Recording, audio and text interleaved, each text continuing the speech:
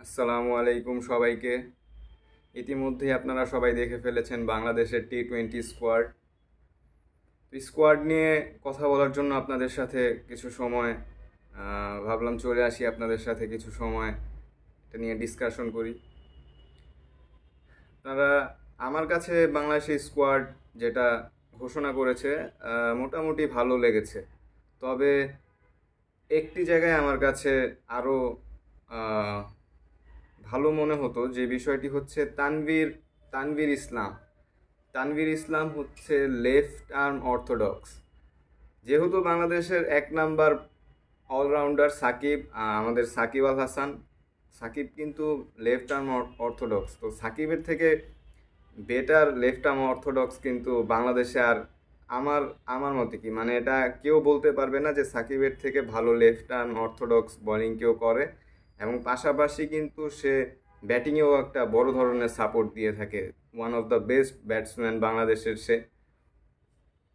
কিন্তু তানভীর ইসলাম শুধু কিন্তু তার স্পেশালিস্ট হচ্ছে বোলিংয়ে। তো তাকে কেন হঠাৎ করে, তিনি কিন্তু দলে রেগুলারও খেলেন না, তাকে হুট করে ওয়ার্ল্ড কাপের মতন একটা বড় মঞ্চে কিন্তু তাকে কল করে দিল। এটা আমার কাছে কোনোভাবেই গ্রহণযোগ্য মনে হয় না। মিরাজ, মেহেদী হাসান মিরাজ, তিনি কিন্তু ব্যাটিংয়েও ভালো ধরনের সাপোর্ট দিয়ে থাকেন টিমকে। ইন্ডিয়ার সাথে টানা 2টা ম্যাচ কিন্তু মেহেদী হাসান মিরাজ একেবারে একাই কিন্তু ডমিনেট করে ম্যাচটা বের করে নিয়ে আসছে। তো সেখান থেকে আমার মনে হয় মিরাজ অফ স্পিন বল করে। এবং বাংলাদেশে এখন শেখ মেহেদী অফ স্পিন বল করে, কিন্তু মাঝে মধ্যে ইফেক্ট ফেলে ম্যাচে, মাঝে মধ্যে ইফেক্ট সে রাখতে পারে না। তো আমার মনে হয় মেহেদী হাসান মিরাজকে দলে রাখলে আরও সুন্দর হতো স্কোয়াডের ব্যালেন্সটা আরও বেড়ে যেত। কারণ অফ স্পিনার শুধু শেখ মেহেদী কিন্তু শুধু বলার না, মেহেদী হাসান মিরাজ কিন্তু দলে তার কল এসেছিলই বোলিংয়ের জন্য। তো তিনি পাশাপাশি তার ব্যাটিংয়েরও দক্ষতা দেখিয়েছেন। তো সেই জায়গা থেকে আমার মনে হয় মেহেদী হাসান মিরাজকে দলে না রাখাটা, এটা আসলে কি এরকম হয়েছে এটা আপনারা বলতে পারবেন।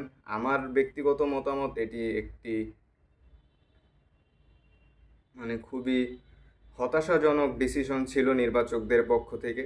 নির্বাচকদের আরও বুঝে শুনে দল ঘোষণা করা দরকার ছিল। এবং অন্যান্য দলের ক্ষেত্রে আমরাই কিন্তু সর্বশেষ দল ঘোষণা করেছি, অনেক দেরি করে দল ঘোষণা করেছি। কারণ আমাদের মধ্যে আসলে অনেক প্যাচ থাকে, অনেক কাহিনী থাকে। অনেক কাহিনী না হলে আমরা দল ঘোষণা করতে পারি না, বা কোনো ভালো কিছু করার আগে আমাদের একটা কাহিনী ঘটতে হবে। ওডিআই ওয়ার্ল্ড কাপের আগে তামিম সাকিবের ইস্যু, এটা নিয়ে পুরো দলে একটা দ্বন্দ্ব। এখন আবার মানে খুব ব্যালেন্স টিম তারা বলছে দিয়েছে, কিন্তু আমার মতে আসলে ইনএক্সপিরিয়েন্সেরও অভাব আছে।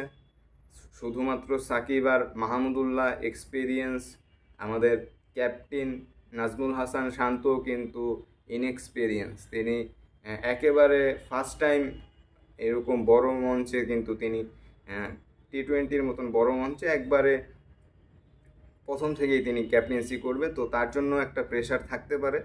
কিন্তু আমাদের দলের সব থেকে বড় আশার নাম সাকিব, যে পিছন থেকে তাদেরকে সাপোর্ট দিতে পারবে। এবং মাহমুদুল্লাহর মতন কিন্তু এক্সপিরিয়েন্স ক্যাম্পেইনাররাও দলে আছেন, তারাও এই ইয়াং প্লেয়ারদের আসলে সাপোর্ট দিতে পারবেন। কারণ তাদের সময় প্রায় শেষের দিকে।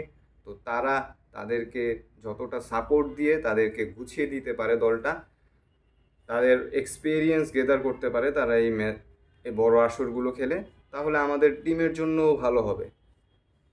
তো এই ছিল আমার মানে ব্যক্তিগত মতামত। আপনাদের কীরকম লাগলো বলতে পারি না। সাইফুদ্দিনকে কিন্তু বাদ দেওয়া হয়েছে। আসলে সাইফুদ্দিন ইনজুরিতে ছিল, তিনি ইনজুরির কারণে বাদ পড়েছেন। কিন্তু তানভীর ইসলাম, আমার কথা হচ্ছে তানভীর ইসলামকে কেন দলে হুট করে নেওয়া হলো? তিনি কিন্তু এরকম পারফর্মার হলো না যে রেগুলার পারফর্ম করছে। তিনি এইবার বিপিএলেও আহামরি পারফর্ম করেনি, আগের বিপিএলগুলোতে ধারাবাহিকভাবে পারফর্ম করেছেন।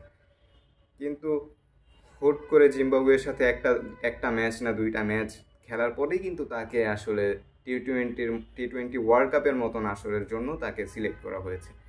যাই হোক, যাদেরকেই নিয়েছে ভালো খেলুক তারা, আমাদের দেশের জন্য, টাইগারদের জন্য কিছু করবে এবং আমাদেরকে বিশ্বমঞ্চে গর্বিত করবে, এই আশাই রাখি তাদের ওপর। সবাই ভালো করবেন। ধন্যবাদ বাংলাদেশ টিমের যে সিলেক্ট হয়েছেন যে 15 জন প্লেয়ার, তাদের প্রতি অগাধ বিশ্বাস রইল। ভালো কিছু দেখব ওয়ার্ল্ড কাপে। শুভকামনা আপনাদের জন্য।